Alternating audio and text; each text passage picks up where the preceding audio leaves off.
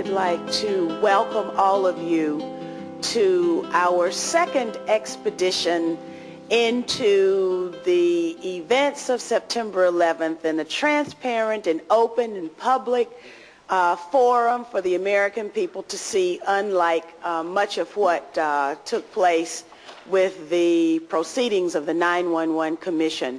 I would also like to thank the expert panelists who are going to be with us today, as well as thank all of you in the audience who are with us. And I definitely want to thank all of the cameras that are here recording these proceedings, because it is through the dissemination of vital information on this subject that the American people will be made aware of what actually happened on that day when we had 4 significant failures on one day of $1 trillion military and intelligence infrastructure.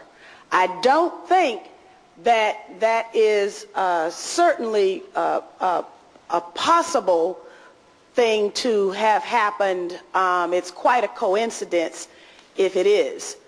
And let me also just welcome our expert questioners who will use this opportunity to elucidate all of us, and then all of you will then become expert questioners after we have heard from the panelists.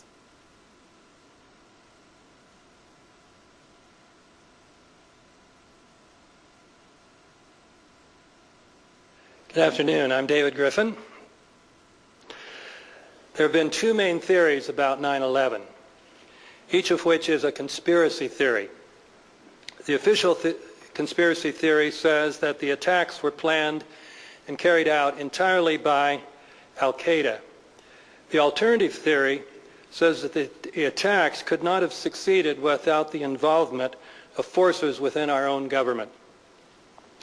In examining the 9/11 Commission report, I have focused on how it dealt with evidence supportive of the alternative theory. I have found that it did so by distorting or simply ignoring this evidence. This is no surprise, because the man running the commission, Philip Zelikow, was essentially a member of the Bush-Cheney administration. But it is a fact that needs to be brought to light. Because there are so many omissions and distortions, in my book I identified at least 115, I can point to a significant percentage of them only by moving through my list rather quickly.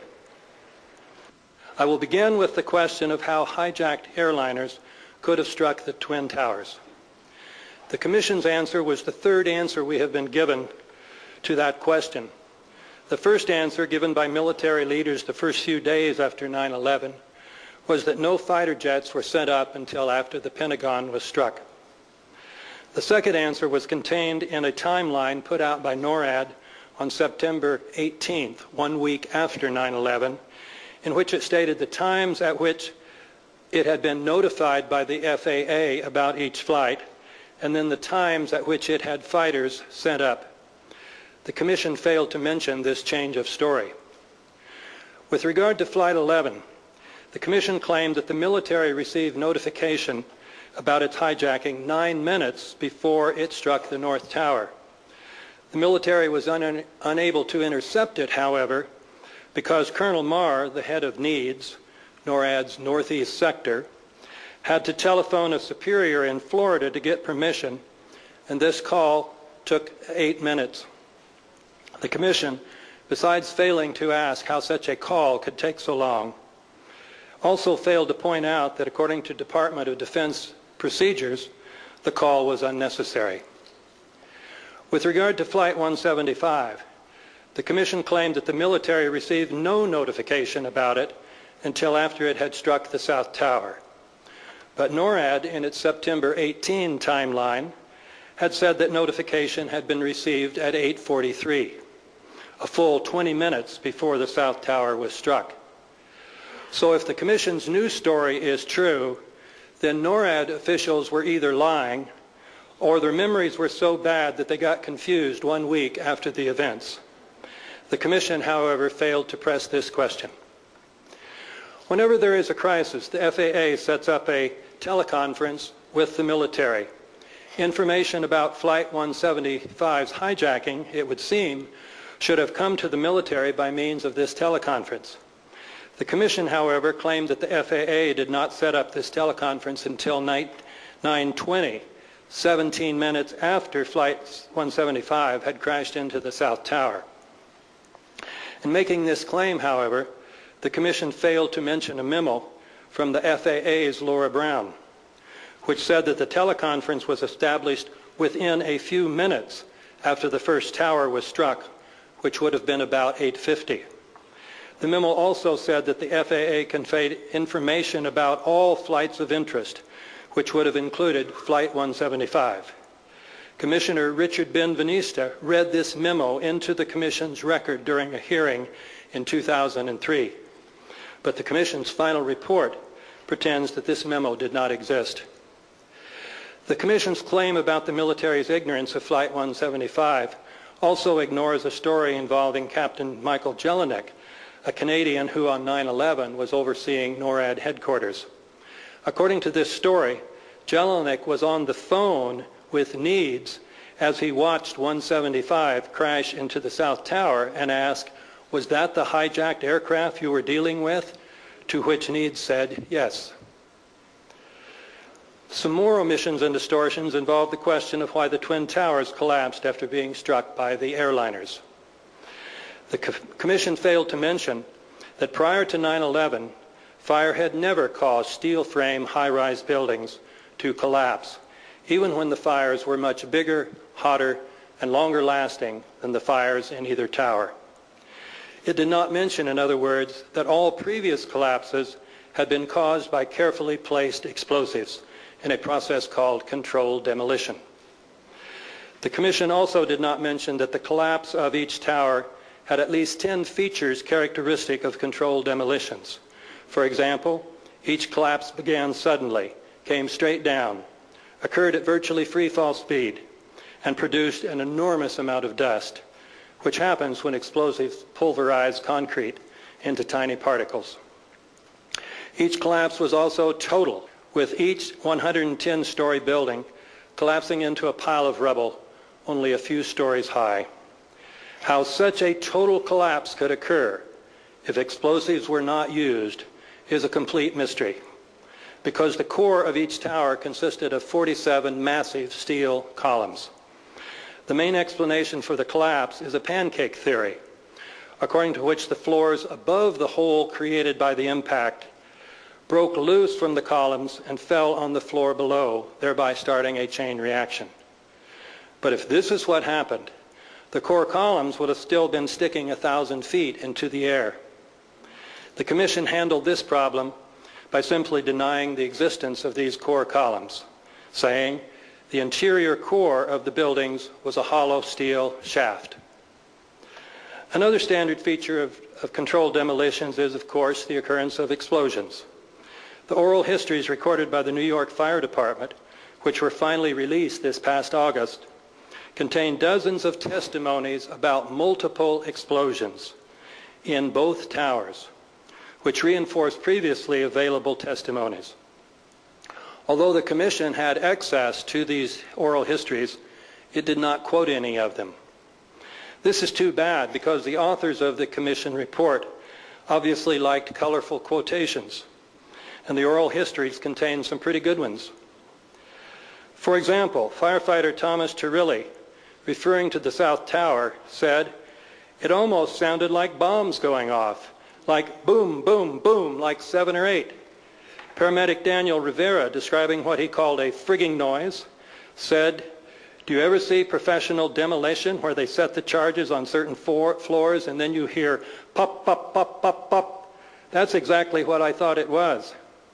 Firefighter Edward Kachia, referring to the collapse of the South Tower, said, "It actually gave at a lower floor, not the floor where the plane was hit. We originally had thought that there was like an internal detonation, explosives, because it went in succession, boom, boom, boom, boom, and then the tower came down." Assistant Fire Commissioner Stephen Gregory said, "I thought before number 2 came down, I saw low-level flashes. I saw a flash, flash, flash at the lower level of the building. You know, like when they blow up a building?" Firefighter Richard Benesinsky said, "There was just an explosion.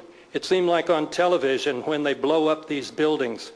It seemed like it was going all the way around like a belt, all these explosions." The question of whether explosives had been used could have been settled by a scientific examination of the steel. However, even though removing evidence from a crime scene is usually a federal offense, the authorities allowed the steel to be quickly removed and sold as scrap metal. This removal was protested by the New York Times and Fire Engineering magazine. The 9/11 Commission, however, did not mention it. The Commission also failed to mention Mayor Giuliani's statement made to Peter Jennings that he had learned in advance that one of the towers was going to collapse.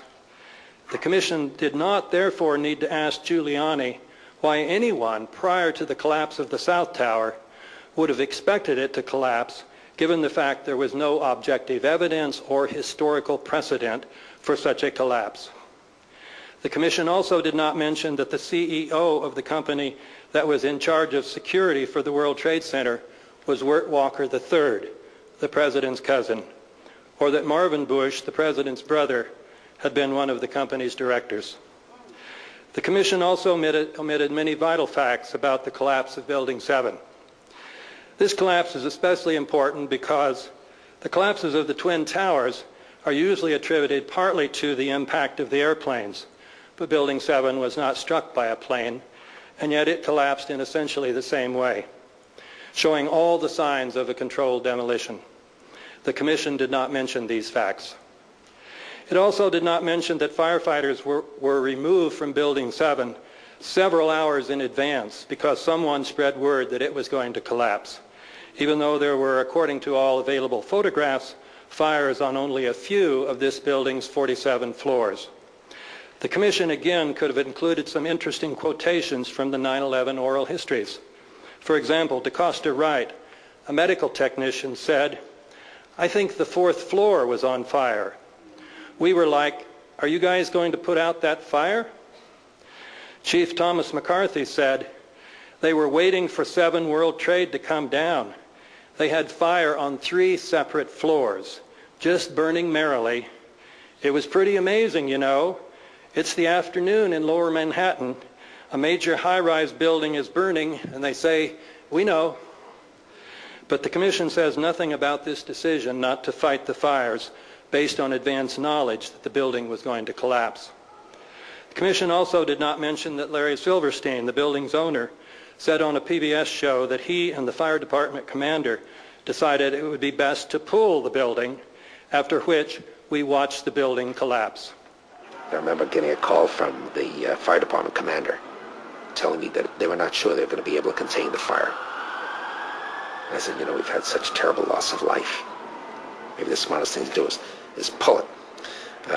And they made that decision to pull, and then we watched the building collapse. The Commission avoided pointing out any of these things by simply not finding any room in its 571-page book to mention the fact that Building 7 collapsed, even though it was supposedly the first large steel frame building in history to collapse solely because of fire. There are also many omissions and distortions related to Flight 77. According to the Commission's new timeline, the FAA did not notify the military about Flight 77 before it struck the Pentagon. NORAD's previous timeline, to be sure, had said that the FAA had provided this notification at 9:24. Critics had then pointed out that this notification, coming 14 minutes before the Pentagon was struck, meant that the military should have been able to prevent the strike.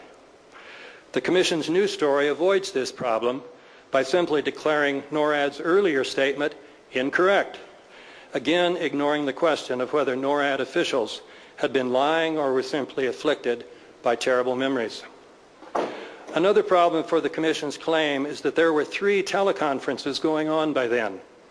Why did the military not learn about Flight 77 from, say, the FAA's teleconference, which even the Commission agreed began by 9:20?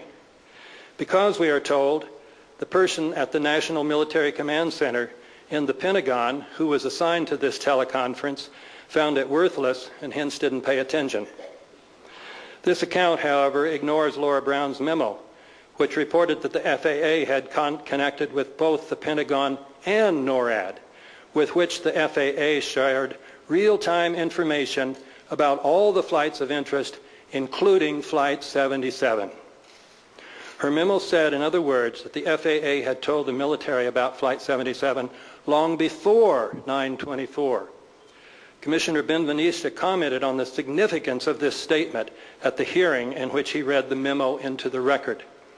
But the Commission wrote its final report as if this memo and that conversation never occurred. The Commission also had another problem. Fighters had clearly taken off from Langley Air Force Base at 9:30 that morning. NORAD had said that they were sent up after it had received notification about Flight 77's hijacking at 9:24. The Commission handled this problem by simply declaring NORAD's statement incorrect. But then the Commission had to explain why the Langley jets took off at 9:30. The Commission did this by means of a new concept, Phantom Flight 11. That is, the Langley fighters that were really scrambled in response to a false report from the FAA that Flight 11 was still aloft and headed towards Washington. The proof of this claim, we are assured, is provided by an audio file on which someone from the FAA Center in Boston told someone at Needs about this flight. No reporter can confirm this story, however, because the Commission was unable to identify the source of this mistaken FAA information. But the Commission failed to explain why, given the sophisticated voice identification techniques now available, it could not identify the two individuals on this audio file. I turn now to problems in the Commission's treatment of the strike on the Pentagon. The Commission claimed that no one knew that an aircraft was headed towards Washington until about 9:36, just a couple minutes before it struck the Pentagon. But Secretary of Transportation Norman Mineta had reported a conversation showing that Vice President Cheney, along with others in the shelter conference room under the White House, knew at least 10 minutes earlier that an aircraft was approaching. The Commission, in claiming otherwise, simply made no mention of Mineta's report, even though it had been given in open testimony to the Commission. The Commission also failed to deal with many problems in the claim that the aircraft that hit the Pentagon was Flight 77 under the control of Hani Hanjour. For example, the aircraft, in order to hit the West Wing, reportedly executed a downward spiral that would have been difficult for an accomplished pilot. And yet Hanjour was known as a terrible pilot. The Commission handled this problem by admitting Hanjour's deficiencies on some pages, while claiming elsewhere that he was given this assignment because he was the operation's most experienced pilot. The Commission also failed to point out that if terrorists had wanted to cause maximal death and destruction, the West Wing would have been their last choice. It had been reinforced so the damage was less severe than a strike on any other place of the Pentagon would have been.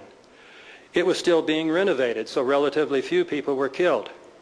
And the Secretary of Defense and all the top brass were in the East Wing, as far removed from the West Wing as possible. The Commission also failed to discuss several factors that have led some critics to conclude that the aircraft that hit the Pentagon was not even a Boeing 757. This controversy could be cleared up by simply showing the videos that were confiscated from the security cameras at the nearby Sheraton Hotel and the Citgo gas station, but the Commission failed to subpoena them or even to mention their existence. Finally, the Commission claimed that Al-Qaeda hijackers did not strike a nuclear plant because they feared that their plane would be shot down by anti-aircraft defense systems. But the Commission failed to discuss whether the Pentagon is not protected by some such system, which would normally shoot down any aircraft without a U.S. military transponder. There are also many serious omissions and distortions in the Commission's treatment of Flight 93. One thing omitted is considerable evidence that Flight 93 was shot down by our own military. The Commission addressed this question only indirectly by constructing another new timeline, according to which the military did not learn about the hijacking of Flight 93 until it had crashed. This claim, however, required ignoring Laura Brown's memo one more time. The Commission also claimed that the military could not have learned about Flight 93 from the White House video conference organized by Richard Clark because it did not include the right officials from both the FAA and the Defense Department. But Clark's book, Against All Enemies, states that the FAA was represented by its head, Jane Garvey, and the Defense Department was represented by Secretary Rumsfeld and General Richard Myers, who was then acting chair of the Joint Chiefs of Staff. These were surely the right people. Clark says, moreover, that Garvey's list of potential hijackers, which Garvey read while Myers and Rumsfeld were listening, included United 93 over Pennsylvania. The Commission's new timeline also claimed that the shoot-down order was not issued by Cheney until after 10:10, hence 7 or more minutes after Flight 93 had crashed, and that the order was not received by Richard Clark until 10:25. The Commission omitted the fact, however, that Clark said that he received the order at about 9:50. The Commission also failed to mention that, according to ABC News, Colonel Marr at Needs received the shoot-down order and then instructed fighter pilots to destroy the airliner. Another part of the Commission's new timeline is its claim that the Vice President did not arrive in the shelter conference room until shortly before 10. In making this claim, however, the Commission had to ignore many previous reports, including Norman Minetta's testimony to the Commission itself that Cheney was already in charge down there when Minetta arrived at 9:20. This is part of the evidence that has led me to the conclusion that the 9/11 Commission report is a 571-page lie. Thank you very much.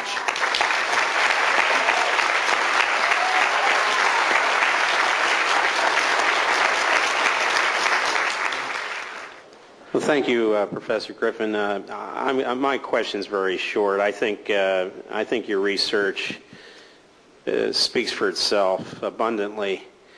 My only question is, in your opinion, what should be done with these people who are obviously engaged in a criminal act?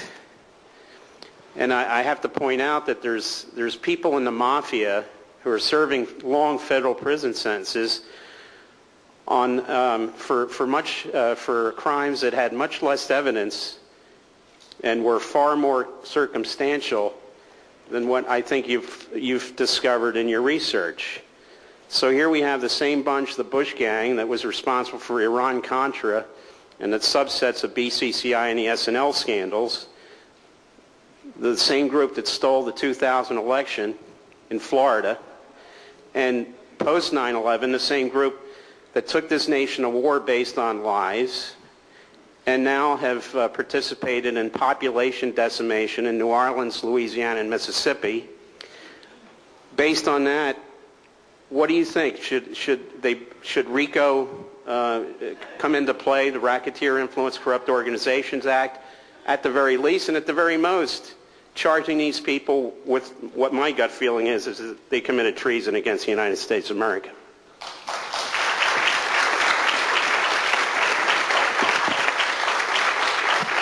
Well, thank you very much for presuming I might have an answer to that question.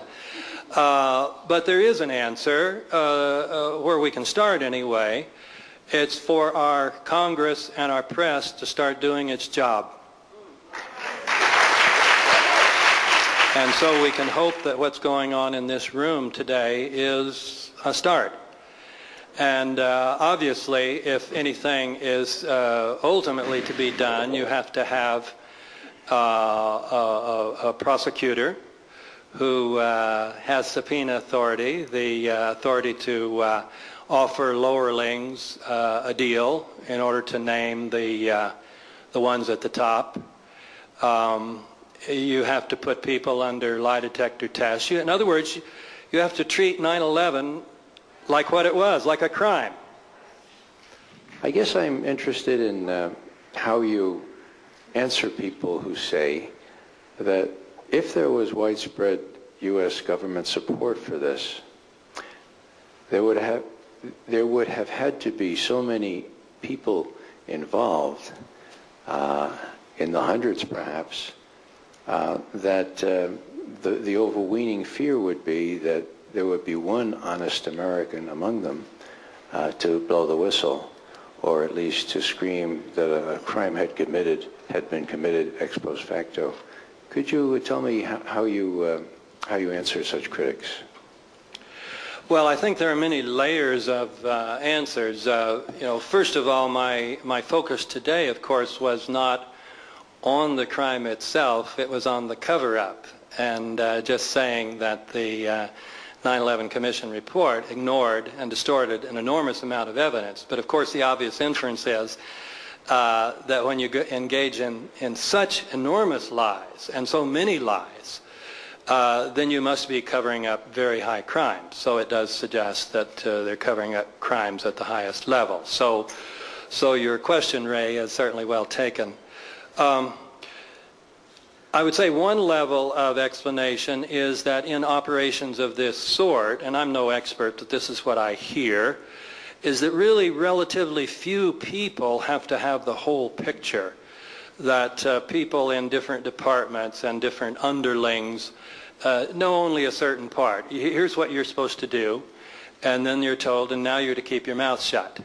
And we can't explain, but this is for national security. This is for the national good. And so we ask you to not talk to the press and not talk to Congress. And if you do, then we do expect you to lie. But of course, we will protect you if you do.